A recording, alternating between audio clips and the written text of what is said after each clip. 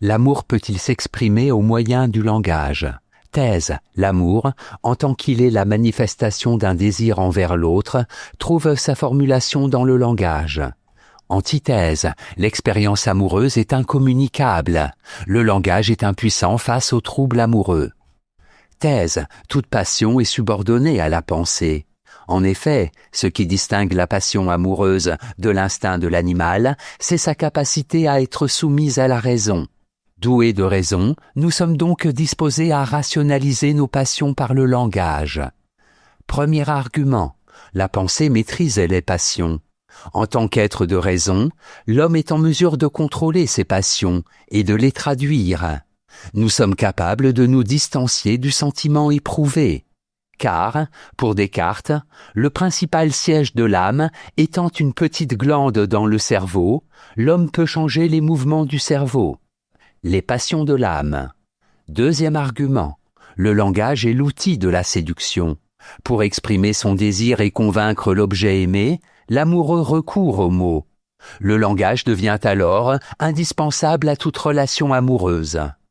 Pour Rousseau, le langage est né des passions, qui arrachèrent les premières voix, et, pour émouvoir un jeune cœur, la nature dicte les accents, les cris, les plaintes.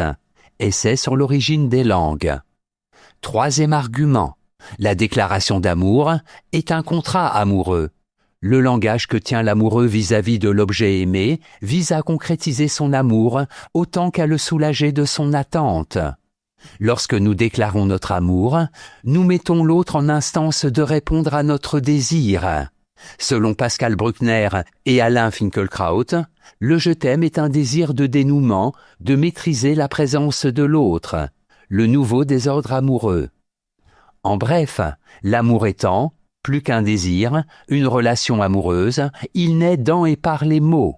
Plus qu'un instrument, le langage concrétise et rationalise le désir. Antithèse, l'amour est en deçà du langage. En effet, l'amour est le lieu privilégié de l'équivoque et du dessaisissement de nous-mêmes. Dans le transport amoureux, nous ne maîtrisons pas les événements, pas même le langage. Premier argument, le discours amoureux est un perpétuel quiproquo. L'expérience amoureuse met le langage à l'épreuve. Selon Julia Kristeva, lorsque nous parlons d'amour, nous ne savons pas au juste de quoi nous parlons, et si nous l'entendons en un même sens. Car l'amour, à mi-chemin entre le narcissisme et l'idéalisation de l'objet aimé, est le mélange confus de l'amour de soi-même à travers l'autre et de l'image que l'on se fait de lui. Deuxième argument, le langage amoureux est inadéquat. Pour Julia Kristeva, le discours amoureux est l'ambiguïté par excellence, alors même que nous savons avec certitude ce que nous éprouvons.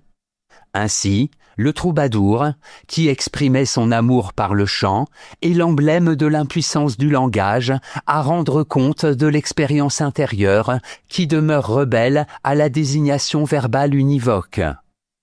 Troisième argument, l'amour est incommunicable. Le discours amoureux, après avoir connu la courtoisie, le libertinage, le romantisme et la pornographie, a disparu.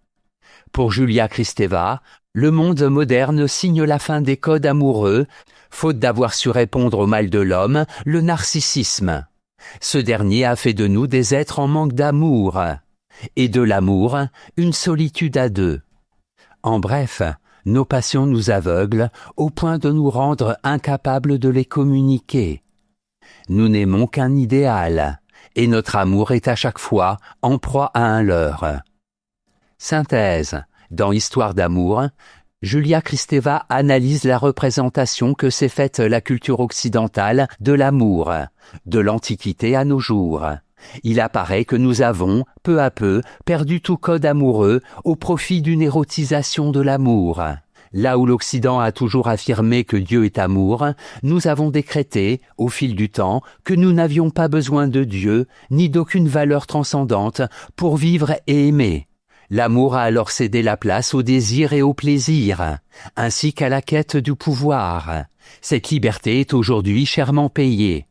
Julia Kristeva montre que nous traversons une crise d'amour permanente, un manque d'amour que seule la psychanalyse peut apaiser, à défaut de guérir.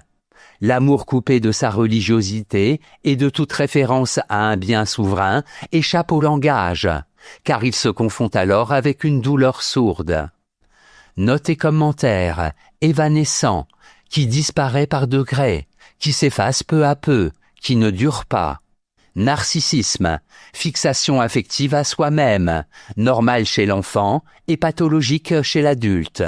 Érotisation, attitude par laquelle on cherche de manière variée l'excitation sexuelle. Elle peut se transformer en névrose obsessionnelle. Citation. Nous avons enfui l'amour dans l'inavouable, au profit du plaisir, du désir, quand ce n'est pas de la révolution, l'évolution, l'aménagement, la gestion, donc au profit de la politique. Essai démesuré ou timide, destiné à assouvir une soif d'amour. Julia Kristeva, Histoire d'amour.